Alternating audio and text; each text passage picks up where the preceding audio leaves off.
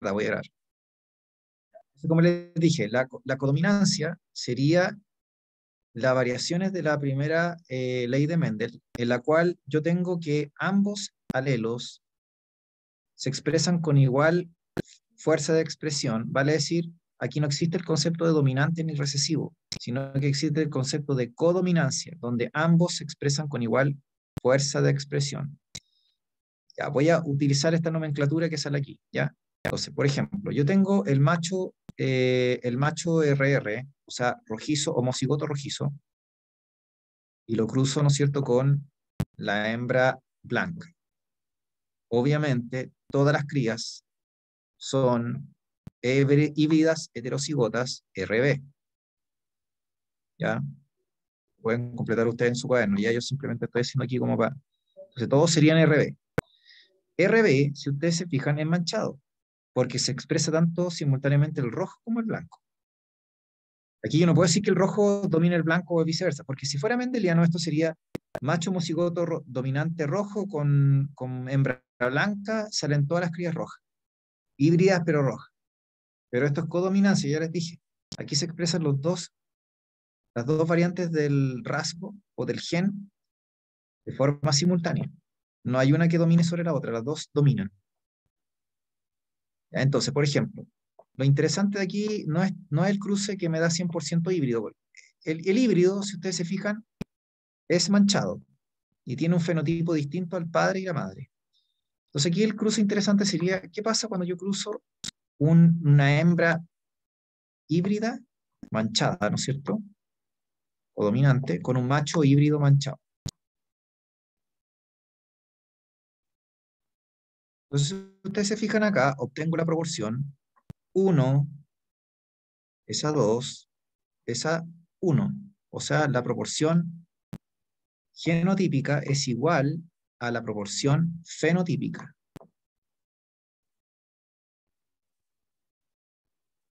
Un 25% es rojizo, un 50% es híbrido manchado, y un 25% es blanco. O sea que la proporción fenotípica es igual a la proporción genotípica. Aquí los heterocigotos no se pueden esconder, como sucede en la herencia mendeliana, que ustedes no saben si están en presencia de un híbrido o de un homocigoto dominante. Aquí yo descubro automáticamente quiénes son híbridos, no se pueden ocultar, ¿se fijan? Entonces la proporción genotípica es igual a la fenotípica. La genotípica es la proporción de letras y la fenotípica es lo que yo veo con mis ojos. La proporción genotípica es igual a la fenotípica.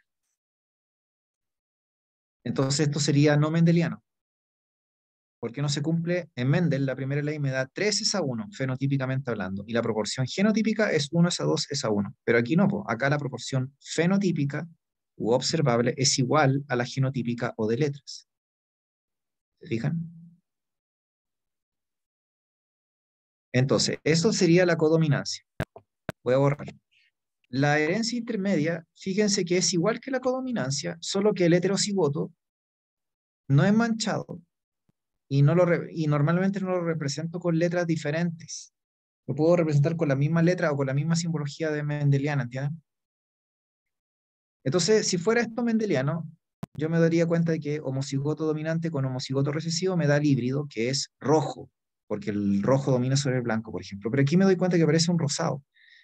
Ahora, ¿por qué no es codominancia? Porque aquí no tengo manchas. Acá yo tengo una mezcla o un fenotipo completamente distinto. Entonces esto no es codominancia. Codominancia sería manchado, mancha roja y mancha blanca, pero no una especie de fusión o mezcla. Por eso que esto es herencia intermedia. Entonces la herencia intermedia es como la codominancia, donde el heterocigoto no se puede ocultar, o sea que usted lo ve a simple vista. En ese sentido, la proporción genotípica es igual a la proporción fenotípica, por ejemplo, al cruzar dos individuos F1.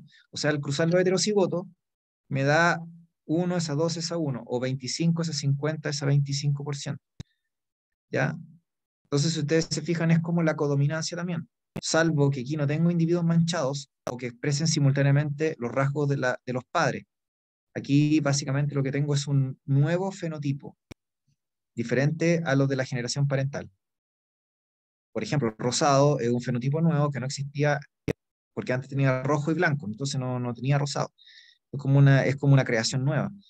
Entonces, si ustedes se fijan, la única diferencia con la primera ley es que la proporción fenotípica es igual a la genotípica.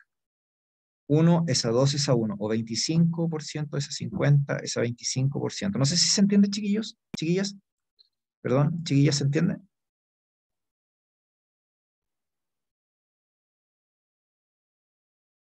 Ya, esto hay que verlo con ejercicio, obviamente, ya, pero lo que quiero, por lo menos conceptualmente, es que se entienda.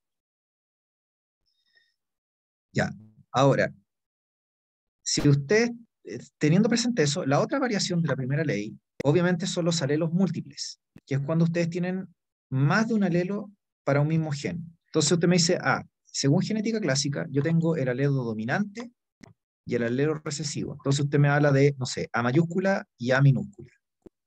Por ejemplo, no sé, A mayúscula significa amarillo y A minúscula significa verde. Entonces usted puede tener individuos doble A, puede tener individuos, ¿no es cierto?, A grande A chica, puede tener individuos A chica, en fin, lo de la primera ley. Pero eso partiendo de la premisa que usted tiene solamente un alelo dominante y un alelo recesivo para un mismo gen. Pero resulta de que usted tiene que hay genes que tienen más de un alelo. Entonces supongamos, yo les dije la otra vez, por ejemplo, que habían labradores negros y labradores blancos, lo cual es correcto, ¿ya? Pero supónganse que yo les podría corregir eso y decir, miren, en realidad el labrador tiene 4 alelos para el color del pelo. Usted tiene un labrador que es de color negro, ya que le voy a poner N, ya, N1 le voy a poner. Tiene también un labrador que puede ser café, le voy a poner N2 a ese alelo. Tiene un labrador que puede ser color beige o color crema, como quiera llamarle. Yo ese le voy a llamar N3. Y además tengo el labrador que es blanco o albino. Le voy a poner N4. Entonces usted tiene 4 alelos para el color del labrador, del pelaje del labrador.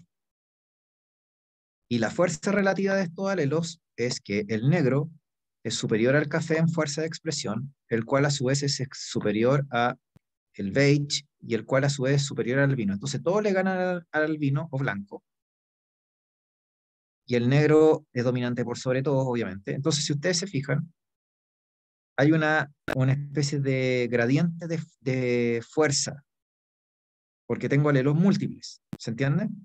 Entonces, si ustedes se fijan, yo puedo hacer cruce usando estos alelos múltiples, uso el misma tabla de Punnett, uso el mismo tipo de cruce mendeliano, por así decirlo, pero ahora yo voy a utilizar o voy a tabular alelos múltiples, porque por lo que le estoy contando.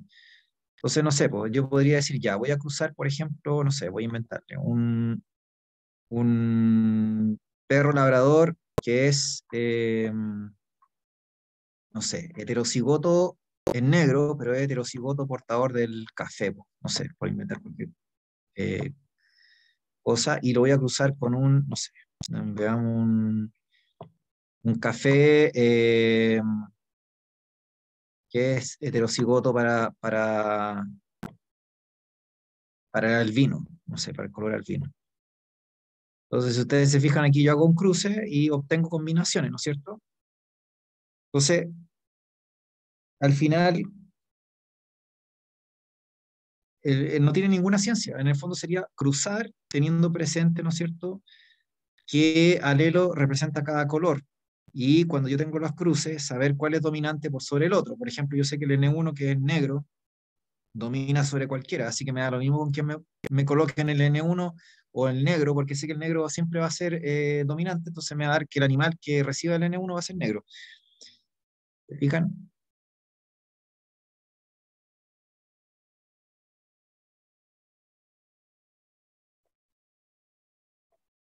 Recuerden, aquí, según esto que yo estoy haciendo acá, N significaba negro, N2 significaba café, N3 significaba beige y N4 significaba albino.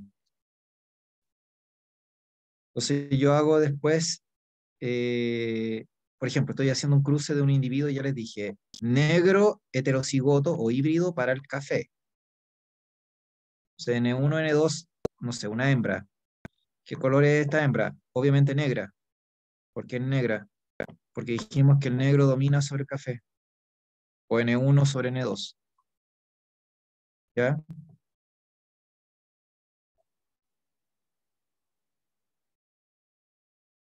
Luego tengo N2, N4. ¿Qué significa N2, N4? Que es café. Porque el café domina sobre el vino. Entonces, aquí estoy dándole un ejemplo, ¿ya? Pero ustedes hagan el cruce después. En el fondo, lo que les quiero decir es que la lógica es la misma de la primera ley de Mendel y todo lo demás, solo que aquí tenemos alelos múltiples, por eso es que los resultados van a ser completamente diferentes a lo que sería la genética mendeliana clásica, porque estamos metiendo más alelos. Si se repite N2, tendríamos un homocigoto N2, o sea, un café, o sea, sería café homocigoto. Entonces tendría N1, N2 sería negro heterocigoto, N2, N2 sería homocigoto café, N1, N4 sería negro portador del albino, pero es negro, y luego tendría N2, N4 que sería café, o sea que la mayoría de los individuos serían café acá. Perdón, no la mayoría de los individuos sería café, perdón. Habrían dos negros y dos café, o sea, 50-50. 50% de los descendientes serían negros y 50% de los descendientes serían café. Ya. Entonces, eso sería un ejemplo, ¿ya? Al hacer este cruce particular, imaginándonos que estamos cruzando labrador negro portador del café y labrador café portador del albino, ¿ya? Pero los cruces más comunes que salen en alelos múltiples son los cruces de grupos de sangre. Los grupos de sangre, yo tengo tres alelos para la glicoproteína de membrana de los glóbulos rojos, que se reconoce inmunitariamente por nuestras células inmunitarias o nuestros anticuerpos. Una glicoproteína de membrana tiene tres variantes: alelo A, alelo B y alelo O. El alelo A y el B son codominantes y el A y el B son dominantes sobre el O. Así que si usted tiene AB, los dos se expresan de manera simultánea, como las vacas manchadas. Si usted tiene AA, obviamente homocigoto dominante. Si usted tiene A0, el A domina sobre el o sobre el 0. Por lo tanto, un heterocigoto, pero para efectos prácticos es A porque el A domina sobre el O. Si usted tiene un B, una persona de grupo B puede ser homocigota BB o puede ser B0, donde el B domina sobre el 0. Es un híbrido. Para tener una persona O, que es el recesivo, solamente podemos tener la combinación doble O, que sería homocigoto recesivo. No hay otra opción. Si le ponemos un A o un B, no se puede expresar. Entonces, ahí tienen ejemplos de cruces, pero usando, ¿no es cierto?, como les dije, los grupos de sangre, que tienen codominancia junto con alelos múltiples. Por eso es que esto se preguntaba antes en la antigua PSU, porque está mezclando la materia de alelos múltiples con codominancia. Entonces, por ejemplo, acá tienen un cruce que me gustaría que hicieran en su cuaderno. Hagan en su cuaderno el cruce entre una mujer A0, o sea, una persona de grupo A, con una persona B0, o sea, una persona heterocigota o híbrida, pero de grupo B. Para los que no lo saben, existen cuatro tipos de grupos de sangre en los seres humanos: personas A, personas B, personas AB, que son codominantes, ya les dije, y personas O, que son homocigotos recesivos, no hay otra opción. Cuatro grupos de sangre, a partir de tres alelos o tres variantes de un mismo gen, que son el gen de grupo de sangre del sistema BO de los glóbulos rojos de nuestro cuerpo, que puede ser alelo A, alelo B o alelo O. Entonces, si yo tengo este cruce, háganlo ustedes en su cuaderno, se van a dar cuenta que yo tengo todas las posibilidades, o sea, todos los grupos de sangre posibles en la descendencia. Lo cual es muy interesante y es por eso que este cruce en particular se preguntaba de manera histórica en la antigua PSU, porque era un cruce particular, debido a que daba todas las posibles combinaciones de grupos en la descendencia.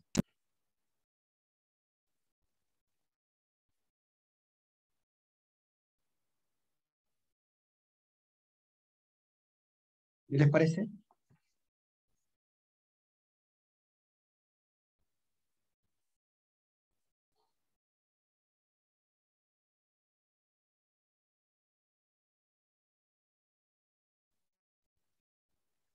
Mire, les voy a decir como un secreto.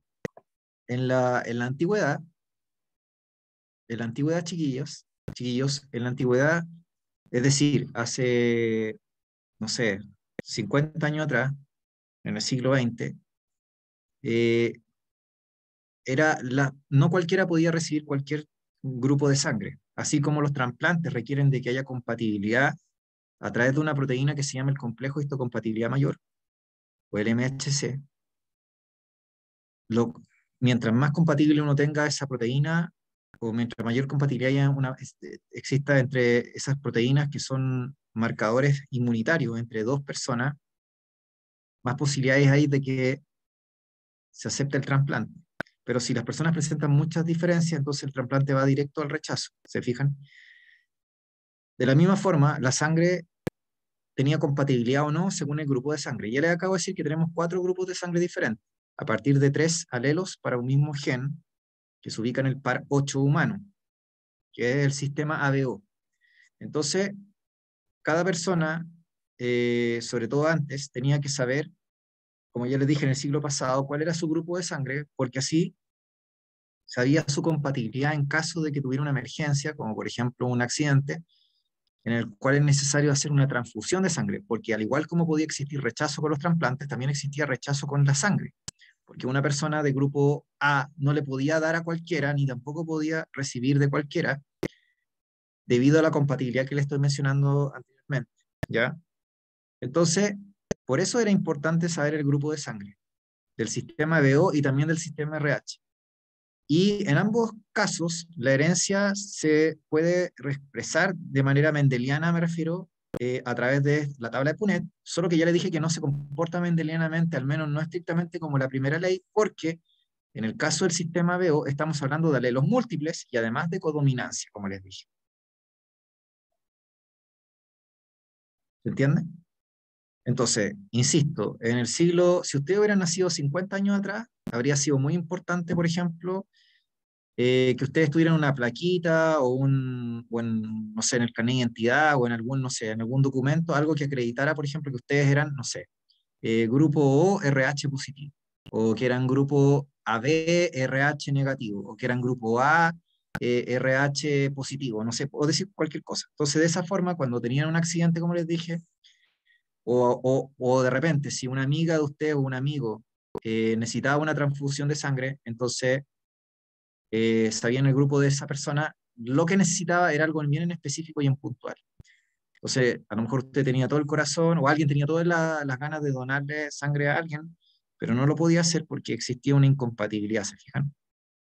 En cambio, hoy en día se supone que hay unas máquinas especiales que a uno le pueden hacer un procesamiento a la sangre, independiente de cuál sea el tipo de glóbulo rojo, de glicoproteína de membrana que yo tenga o de grupo sanguíneo que tenga, y en el fondo lo hace compatible de manera artificial, porque hay un procedimiento mediante un láser o mediante un proceso químico que elimina o corta estas proteínas, digamos, la porción extracelular de estas glicoproteínas son azúcares, que son hiperreactivos del sistema inmune. Entonces, esta máquina lo que hace es eliminar esa porción de azúcar. Como que decapita la parte azúcar o hace como ¿cómo se dice? Cuando ustedes podan, no sé si han visto que los árboles los podan. Entonces esta máquina poda estos grupos de sangre. Entonces, claro, ahora como que teniendo esa máquina no hay un tema de que, usted A, es que usted RH. Entonces estamos pluteados. Entonces la máquina como que logra hacer que sea compatible la sangre entre sí sin importar el grupo. Pero eso es ahora, po. Sí, o sea, es importante mientras exista la máquina, que la mayoría de los hospitales la tienen. Ya, yo creo que a lo mejor eso, ¿dónde podría ser complicado? Quizá en una especie de posta de la perdida por ahí, o una zona rural, no tengo idea, algo así.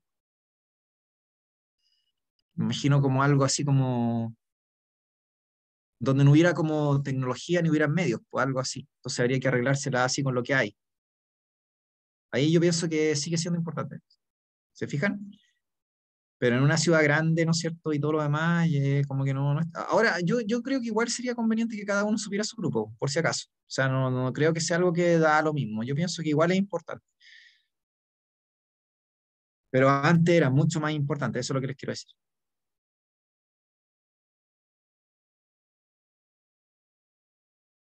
Chiquillos, nuevamente, antiguamente era súper importante todo lo que tenía que ver, incluso también, por ejemplo, si las personas habían tenido algún tipo de enfermedad. Por ejemplo, la hepatitis, o bueno, el VIH obviamente, o algunos, pero el virus de la hepatitis, por ejemplo, se supone que es un virus contagioso, como les digo. Eh, Hay algunos virus que de alguna forma se expresan tiempo después de la infección y quedan presentes en la sangre. Entonces, hay gente que no puede donar. Eh, por ejemplo, teniendo un antecedente de infección con algún tipo de virus. Al menos eso es lo que yo tenía entendido hasta hace años atrás. Yo no sé si ahora hay un tipo de tecnología que, por ejemplo, permita depurar la sangre de antígenos, no sé, virales o de virus que eventualmente puedan estar presentes en la sangre. No lo sé. No tengo ese conocimiento médico de si hoy día existe una tecnología para depurar o purificar la sangre a ese nivel. Ya puede ser que exista, yo no lo sé. Pero en principio, no cualquier persona puede donar. Primero, por les dije, los antecedentes de ciertas enfermedades infectocontagiosas, eh, ¿cómo se llama? Que pueda tener en la sangre, ya sea porque haya tenido años atrás la infección, la enfermedad, o porque eventualmente lo pueda tener en el presente. Y la otra cosa que yo les contaba, lo de los grupos, ¿ya? Pero dependiendo de la tecnología, eso puede ser irrelevante. Por eso les dije que no tengo muy claro. Lo de los grupos de sangre, yo sé que eso ya no es tan problema, ¿ya? Pero respecto de los antecedentes de infecciones, por lo menos con enfermedades como la hepatitis o el VIH, ahí sinceramente creo que la tecnología para depurar probablemente se encuentre en algunos hospitales y en la mayoría no. Debe ser muy caro el equipo. Ya, en fin, pero eso es lo que les puedo comentar.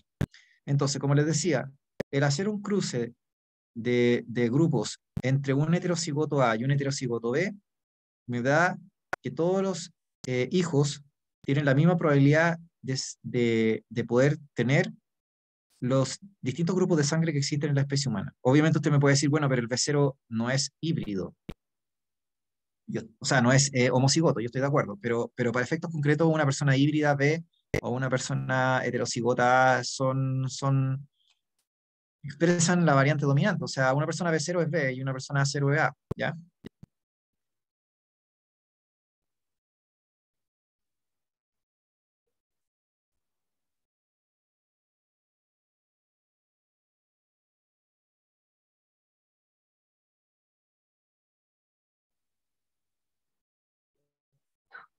Ya, chiquillos, entonces eso me interesa.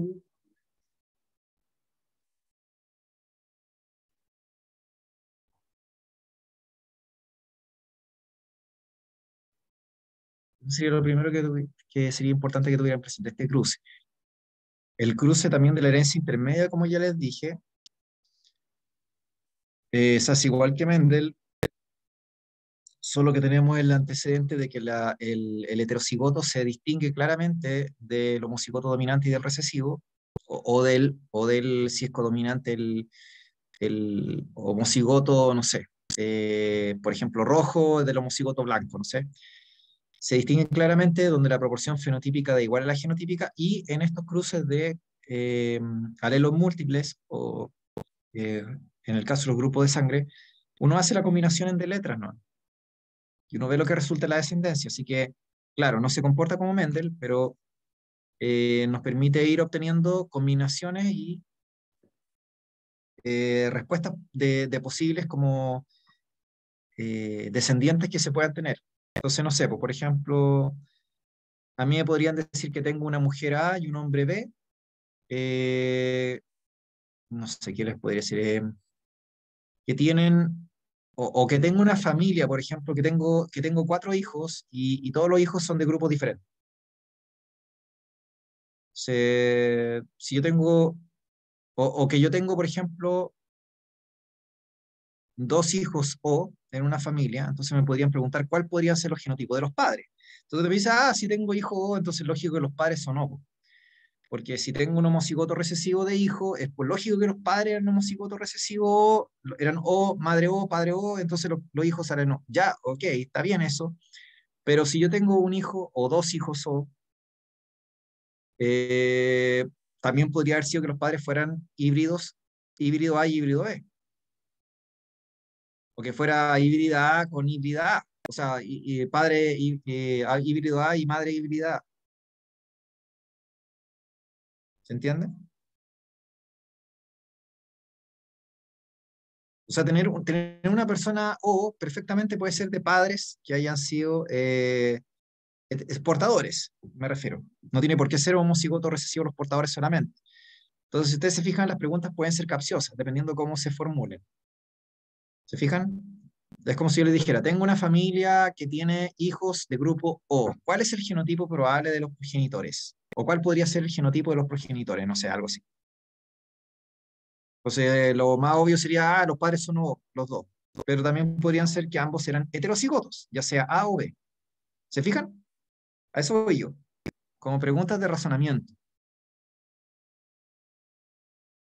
Ya, ¿duda o consultas, chiquillos, hasta el momento? Obviamente, en el tema de los grupos de sangre, la idea es que ustedes aprendan a hacer distintas combinaciones de grupos. Por ejemplo, ya, ¿qué resulta cruzar una persona AB con una persona AB? ¿Cuáles son las combinaciones de la descendencia? Ya, perfecto. Ya voy a borrar aquí. Respecto del cruce RH, solamente quiero decir lo siguiente. El factor RH es otro tipo de marcador inmunitario o de proteína, de glicoproteína de los glóbulos rojos, que fue descrito en monos rhesus, que es una especie de monos, y que también está presente en los homínidos en general y en los seres humanos también, porque son proteínas como marcadores de un grupo de taxa o de clasificación taxonómica, ¿tienen? Más bien de grupo de taxa, yo diría de género. Ya para el que se olvidó en taxonomía o en clasificación biológica, yo tengo varias categorías. Parto en dominio, luego viene reino, luego viene filum, eh, clase, orden, familia, género, especie. Y dentro de cada una de estas categorías tengo subcategorías también, ¿ya? Entonces, algunos, no sé, puede decir filum, subfilum, o eh, eh, supraorden, orden y infraorden, o clase, superclase también. En fin, o sea, puedo tener chorrocientas subcategorías también dentro de estas categorías grandes, pero las más grandes son estas que ya les mencioné. Entonces, el factor RH está presente en el género de los homínidos. Eh, entonces, el factor RH es, como les dije, también una glicoproteína de membrana que sirve como marcador inmunitario que provocaba rechazo o no en los seres humanos al hacer transfusiones y también provocaba una enfermedad en los bebés en desarrollo que se llamaba eritroblastosis fetal, que era cuando la madre era RH negativa y reconocía a los glóbulos rojos del feto y que circulaban por la circulación placentaria, por así decirlo, como antígenos eh, que estaban siendo invadidos, en el fondo, como invasores de su cuerpo.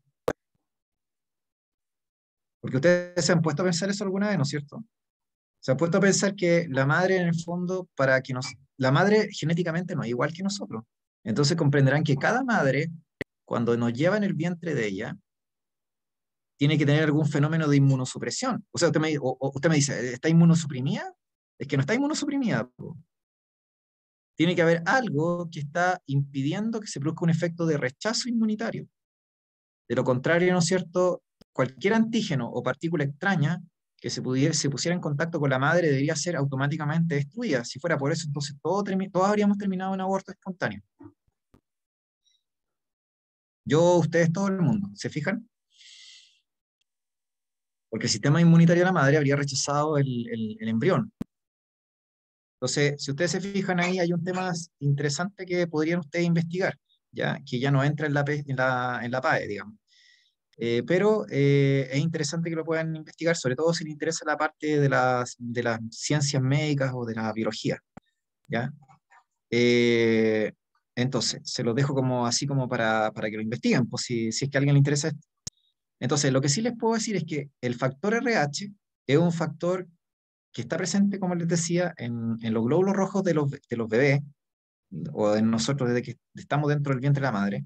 Entonces, cuando una madre tiene embarazos con hijos que son de un grupo diferente de ella, en este caso, en un grupo, como les contaba, RH, ella siendo RH negativo, tiene un hijo RH positivo, en el primer embarazo no pasa nada. No se produce ningún problema porque la circulación de la madre y el bebé no se mezclan, se mantienen siempre separadas. Hay una barrera hematoplacentaria que impide que la sangre se mezcle. Entonces no puede haber reconocimiento inmunitario porque está separado. Las células inmunitarias de la madre no pueden pasar hacia la circulación placentaria y de ahí hacia el bebé. Y tampoco los anticuerpos, ¿ya? Se mantiene separado. Eh, entonces, ¿qué pasa? Que cuando hay un parto, se produce mezcla de sangres. Entonces, los antígenos del bebé y sobre todo de las células sanguíneas, con estos factores se ponen en contacto con las células inmunitarias de la madre y se genera una respuesta inmune. Eh, que en un segundo embarazo podría manifestarse. Entonces, generalmente uno dice que los bebés, una madre que tenga más de un bebé, entienden que tenga, no sé, más hijos, cada vez que va a haber un embarazo, va a haber más probabilidades que genere un rechazo, que genere un ataque contra, en el fondo, los glóbulos rojos del bebé. Y cuando se produce ese ataque, se llama eritrolactosis fetal, la enfermedad que se produce, o enfermedad hemolítica del recién nacido. ¿Por qué? Porque la madre RH negativa genera anticuerpos contra el factor RH positivo que tiene la célula o los glóbulos rojos del bebé. Entonces, el factor RH es dominante y el factor RH es recesivo. RH positivo significa que se manifiesta esa proteína o esa glicoproteína en la superficie del glóbulo rojo, y RH negativo significa que no está presente.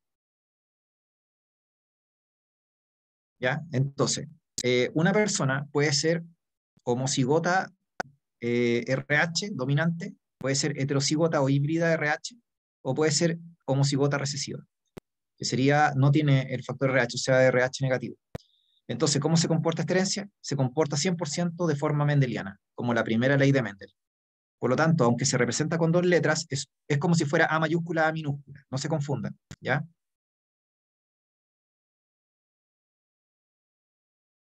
Entonces, por ejemplo, si yo hago aquí un cruce,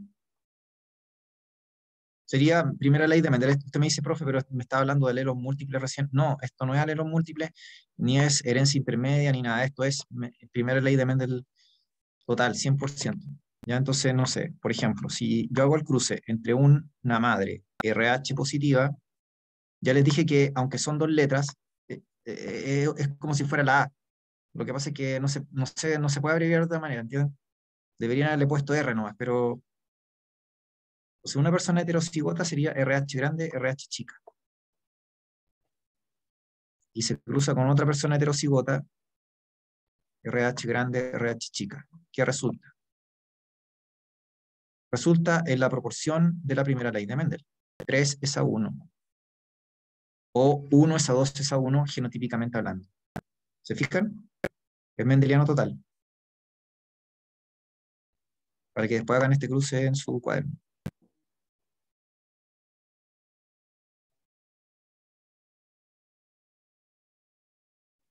¿Ya? Exacto. RH de Rhesus.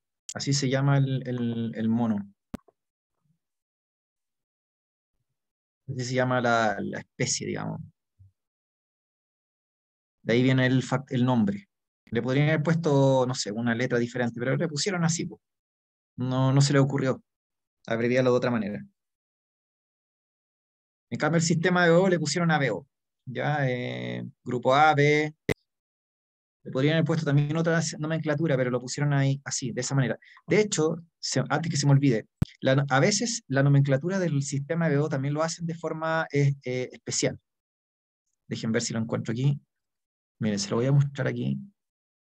La nomenclatura especial. Dejen borrar aquí. Un poquito. Dejen ver si lo encuentro. En internet.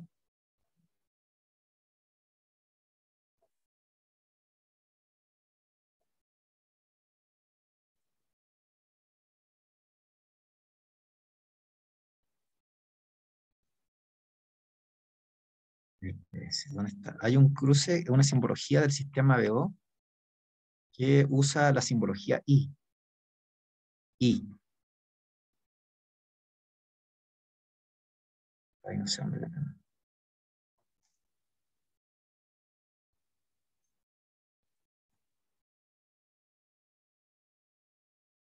Bueno, aquí tengo. Ya, ahí algo se ve. Se va a ver pésimo, pero bueno, ahí es lo que tengo. Ya, no sé si alcanzan a ver aquí esto. No sé si alcanzan a ver aquí. No sé si alcanzan a ver esto aquí, chiquillos. Ahí dice IA, IA, y B, y B. O sea que la nomenclatura que utilizan es como una I con un superíndice. ¿Ya? Esa sería como la otra variación del cruce ABO, por si acaso. Ya, así que antes que se me olvide, porque le estaba mostrando el RH, le mostré el ABO y el RH, ¿no es cierto?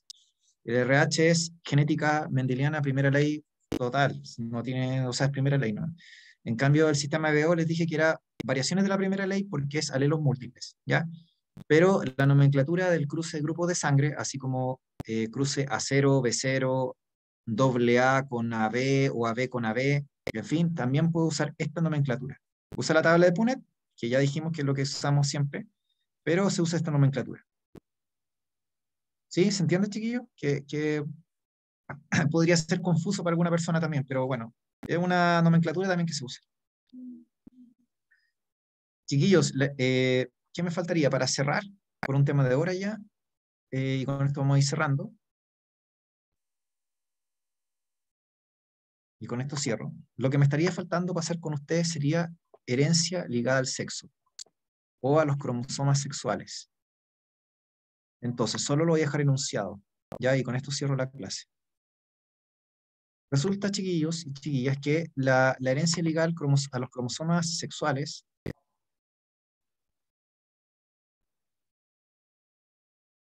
son aquellos genes y alelos, ya sea dominantes o recesivos, que están ligados al cromosoma X o al Y, que son cromosomas no autosómicos, vale decir cromosomas sexuales, que en el caso del ser humano sería el par 23, que ya saben que puede ser normalmente o XX para el caso femenino o XY para el caso masculino, desde el punto de vista biológico, ¿ya? Y lo mismo pasa en los mamíferos. Hablando de machos y hembras en mamíferos, hablamos de XX para las hembras y XY para los machos. Esto independiente de los autosómicos, porque los autosómicos somáticos varían según la especie. En el caso humano son 22 pares. En el caso del gato son 18 pares. Claro. En el caso del perro son... En el caso del perro, ¿cuántos autosómicos eran? Creo que son 21 pares. Sí, ya no, pero la cosa es que cada especie va cambiando la cantidad de autosómicos. Entonces, si un perro, un caballo, una vaca, los autosómicos van cambiando, pero los cromosomas sexuales son siempre un par y pueden ser o XX o XY, como les dije, en los mamíferos. En otras especies de reptiles o de vertebrados puede cambiar el tipo de cromosoma y el nombre con el cual se le nombra también. Y con los invertebrados peor todavía, ¿ya? Pero yo estoy hablando de los mamíferos, y específicamente la especie humana, ¿ya? Entonces, cuando yo tengo genes que se ubican en los cromosomas sexuales, uno habla de herencia ligada a los cromosomas sexuales. Si está en el cromosoma X, se habla de herencia ligada al sexo. Y si está en el cromosoma Y, masculino, se habla de herencia holándrica con H. Entonces, solo para cerrar, las, desde el punto de vista de la biología, las hembras de mamíferos y también en la especie humana se puede producir solo un tipo de cromosoma sexual mediante la meiosis en las mujeres o en las hembras de mamíferos, que sería el cromosoma X. ¿Por qué? Porque la mujer se dice que es homocigótica, o las hembras de mamíferos son homocigóticas. Entonces tenemos los cromosomas autosómicos y el par sexual XX. Entonces del par sexual solo se puede producir la X. Usted me puede discutir que el X que viene de origen materno y paterno no son iguales, porque provienen de dos linajes diferentes, y yo estoy de acuerdo con eso, ¿ya? Pero dentro, así como en grandes rasgos, solo es un solo tipo de cromosoma, que es el X. ¿Se fijan? En cambio, en los machos de mamíferos y en la especie humana, en los varones, nosotros tenemos dos cromosomas diferentes que son heterólogos y que por lo mismo no pueden recombinar en la meiosis. Entonces aquí hablamos de herencia no recombinante, cuando se tiene el par XY sexual, o heterólogo porque son diferentes. No como el XX, que sí son homólogos y por lo tanto pueden hacer crossing over, ¿ya? Entonces, en la herencia, en los pares sexual XY, el cromosoma Y es diferente del X, ¿se fijan? Entonces, como son dos tipos diferentes de cromosomas, podrían producirse dos clases de gametos. Espermatozoides que tienen los cromosomas autosómicos del 1 al 22 más un X en un espermatozoide, o del 1 al 22 autosómico más el Y. Entonces, si ustedes se fijan, teníamos dos categorías de espermatozoides, espermatozoides con el X o espermatozoides con el Y. Entonces uno habla ahí de heterogamético. ¿Por qué? Porque al final, si ustedes se fijan, en este caso es el macho el que estaría como determinando el sexo cromosómico de la cría, en el caso de la especie humana, o de la mayoría de los machos de mamíferos. Como tienen el X y el Y, en el fondo se estaría determinando el sexo de parte del macho. Esto es parcialmente correcto hasta cierto punto, porque comprenderán que es la hembra después, dada su situación de su ciclo reproductivo, las condiciones propias de su aparato reproductor, de sus secreciones uterinas, las que finalmente van a seleccionar si son los espermatozoides X o el Y, los que finalmente van a poder fecundar el óvulo, que solamente lleva el X. Es por eso que ustedes pueden tener, al menos en la especie humana y en otras especies, eh, camadas que solamente tienen hembras o camadas que solamente tienen machos, y hay otras camadas que son mixtas. Depende mucho de condiciones propias del aparato reproductor. Pero si fuera en un mundo ideal, la determinación del sexo sería solo al menos por defectos genéticos o por cromosoma de parte del macho. ¿Por qué? Porque es heterogamético, ¿de acuerdo? Ahora, esto, no sé, pues en la especie humana, el X es un cromosoma mucho más grande que el Y, por si acaso, chiquillos, ¿ya? Entonces, por lo mismo, el espermatozoide que tiene el X tiene mayor masa molecular, tiene mayor peso. Es como si ustedes tuvieran un city car, no sé, pongamos un auto, no tengo idea, no tengo idea si saben marcas de auto ya, pero piensen en un city car y le meten adentro, no sé, eh, 5 personas, no sé, o 6 personas, y harta mochila, o le meten 3 personas y nada de sobrepeso, ni nada de equipaje. Entonces el auto va mucho más liviano, po. Es mucho más fácil que ande, que acelere más rápido y, no sé, gasta menos combustible. ¿Se entiende? Pero si al City Car le echo 4 gordos obesos, ¿no es cierto? Y mucho peso, entonces anda apenas el City Car, ¿ya? Entonces, si ustedes se fijan, tiene que ver con, no estoy hablando así como diciendo una exageración, estoy diciendo que el espermatozoide que tiene el X es más pesado y tiene, por lo tanto, menor velocidad de desplazamiento que el Y. ¿Se fijan? Entonces, ahí tienen una limitación objetiva a la hora o una selección objetiva a la hora de seleccionar si van a nacer machos o hembras, dependiendo de las condiciones del entorno. En este caso, del aparato reproductor femenino, por el peso del espermatozoide. Solo por el peso, imagínense.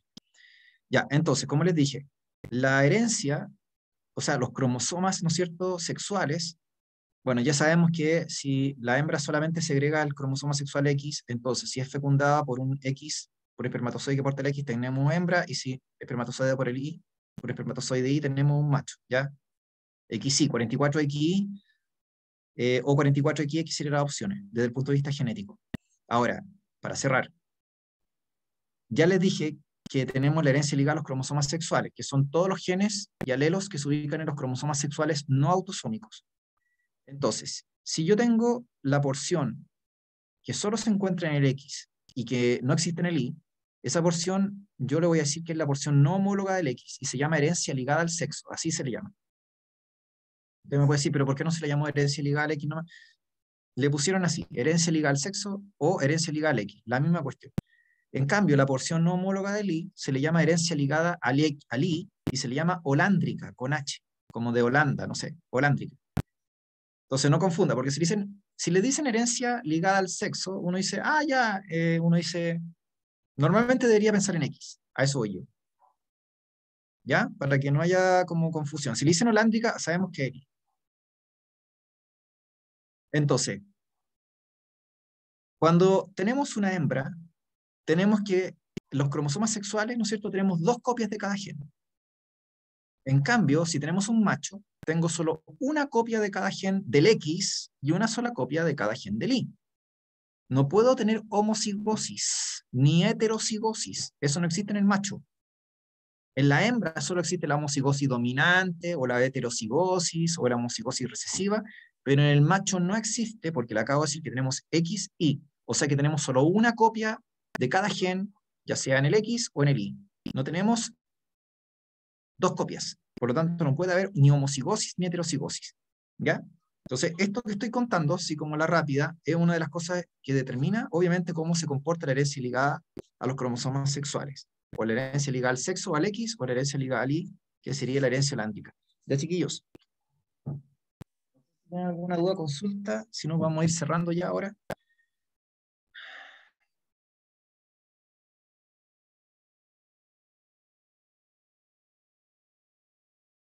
Chiquillas, chiquillos.